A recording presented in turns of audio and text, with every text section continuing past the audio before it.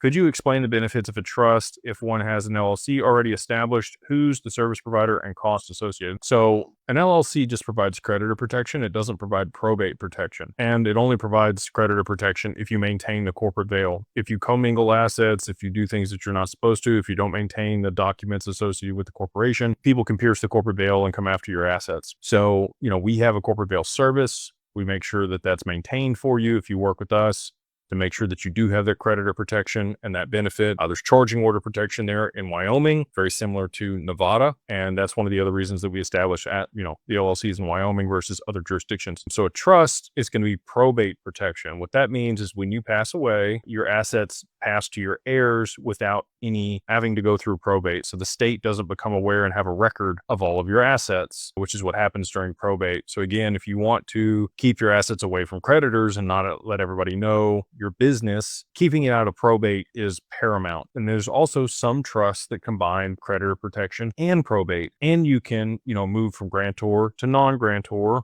or vice versa, depending on if you gift the assets out of your taxable estate. So trust provides three different things: probate protection, creditor protection, and then also, tax protection, or being able to move it out of your taxable estate, depending on the type of trust and depending on if you want to go ahead and complete that gift. The creditor protection often takes a couple years to season in for a trust. You cannot be in the middle of litigation or divorce or have creditors pursuing you or owe taxes. If you do want to set up an asset protection trust, you're going to have all those things out of the way and not need it. Problem is, most people want to set this stuff up when they need it. They're trying to remove assets or hide assets. Can't do it then. You got to do it before then. It's kind of like insurance or life insurance or health insurance. You want to have that stuff in place before you get sick or before you're in a position where you're going to need it. It's hard to think about that stuff when it's not paramount on the front of your mind. But if you can be proactive and set these things up, you're going to be in a much better position over the long term. So hopefully that provides you a little bit better clarity on what a trust is and the protections it provides and why you may want one.